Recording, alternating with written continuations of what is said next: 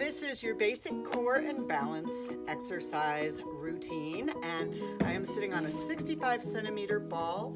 I'll give you a link where you can get them. You can order them on Amazon, and you can, when the stores reopen, you can get them any sporting goods store.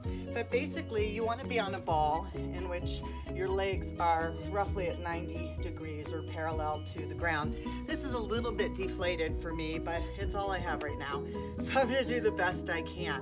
And I'm going to show you this from a number of different angles, but you can start off just bouncing on it. Just have some fun warming up. Pull your belly button towards your spine and elongate your spine as well. You can hold on to the sides of the ball if you feel that gives you more stability. Make sure that your thighs are parallel, and if you're able to look at yourself while you're doing this, that when you look down, your feet are parallel, everything's in alignment. So we're just going to warm up a little bit, get our heart rates up. Okay, and it's fun. It feels like being a kid again.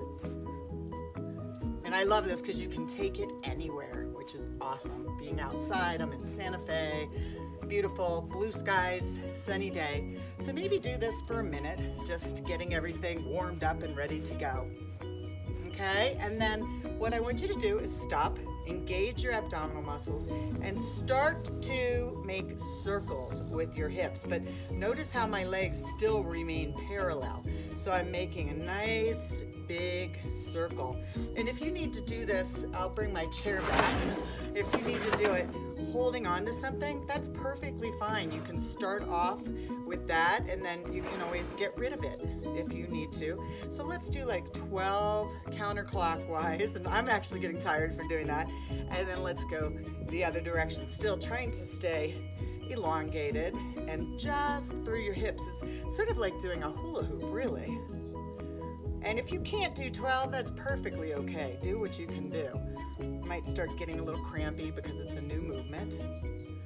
Okay, this is 11 and 12. And then I'm just gonna kind of shake it out a little.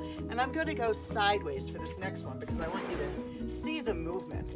So if you will take your middle finger and place it on your hip bone right here, and your thumb on your lower rib, what I want you to do is bring them together and apart. So what we're actually doing is a pelvic tilt, but feel them come closer and further apart. And this decompresses your spine while strengthening your abdominal muscles and your core. And this can alleviate some low back pain. I'm going to do 12 of these as well.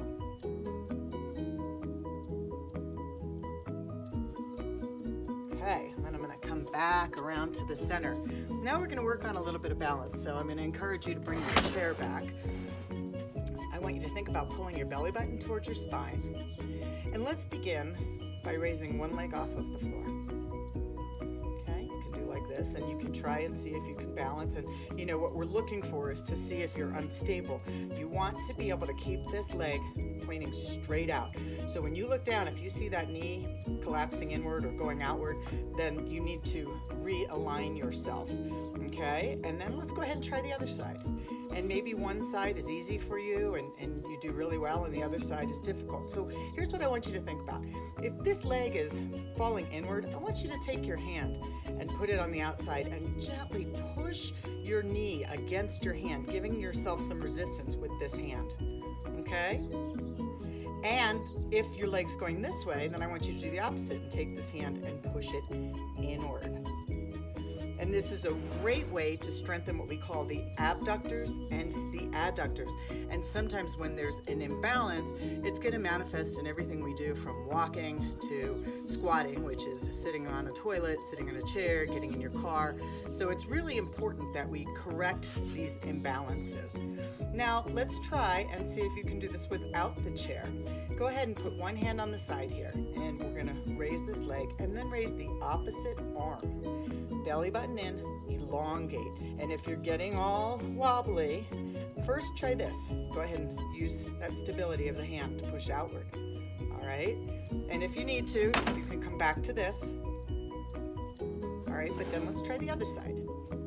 So start with your hand here, arm up, and if this leg is going in, remember, you're gonna push out. I think I just did the same leg again. So let's go to this side.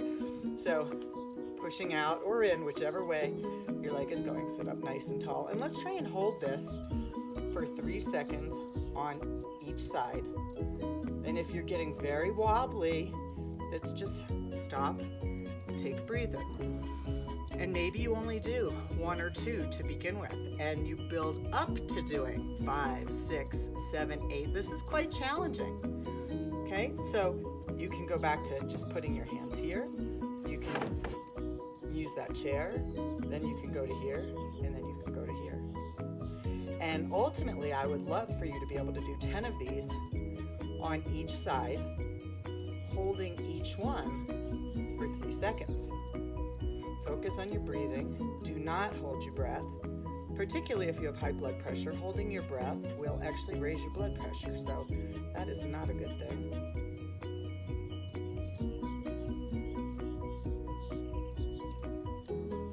Okay, catch your breath. Let's go ahead and go back to some circles. Just arms out, have some fun with it. You can open up your legs wider if you'd like. You can even pretend you're lassoing a horse. Do this with my right arm on this side. I'm still going to do 12 of these, but it's okay if you can't do 12. Last one. Okay, and I'll get my lasso out. Not sure if I can do this. Let me get my body moving first. I don't think my arm goes this way. There we go. I feel like I'm back in an old Western. You notice that even I have a more difficult time going in this direction as my body just doesn't want to do it, and that's okay. It's this kinesthetic awareness that we have to develop, and this isn't something that I do all the time. So we have to train ourselves to do a certain movement. And once you do, you become good at it. And in the sports world, we call it sports specific. So you could be a really great runner, you could be a really great basketball player, you could be a really great skier, but they don't always cross over and translate to being a good athlete in any sport. And just like that, you're going to excel in certain things, and you may have greater challenges with others. So let's go ahead and once again try those pelvic tilts. Remember, put your thumb on your bottom rib, your middle finger on your hip bone, and you're bringing it together and back. And notice how parallel both my lower leg and my upper thighs are. Don't forget your breathing.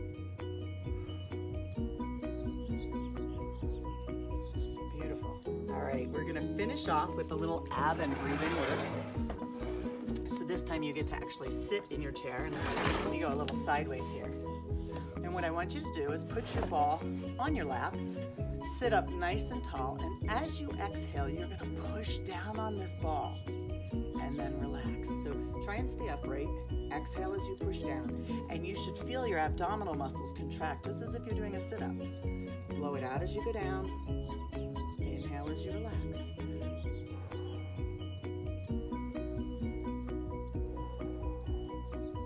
See if we can do 12 of these. This is 7. If you can't, that's okay. Don't push yourself. And whatever you do, do not hold your breath. Blow it out. Last 2. Nice deep breath. Excellent. The great thing about these is anybody can do them. And if you have a bad neck or just chronic neck pain, this is an amazing alternative to doing crunches, which can actually exacerbate that neck pain. So I'll show you another time how you can do this lying on the floor, but this is great, upright. You know, everything that we did was essentially in a seated position. And we need some mobility to do this, so I would call this a beginner to intermediate routine, but it really depends how hard you push yourself. So you can make this more of an intermediate, or you can ease up on it and have it be a beginner routine. Anytime we're doing an exercise program without any resistance, so there's no weights, there's no bands, we're not holding anything for a long period of time, you can do this every day. And the more often you do this, the quicker you're going to see results. You're going to feel stronger, you're going to have better balance, and hopefully if you have back pain, it will help you to minimize that as well.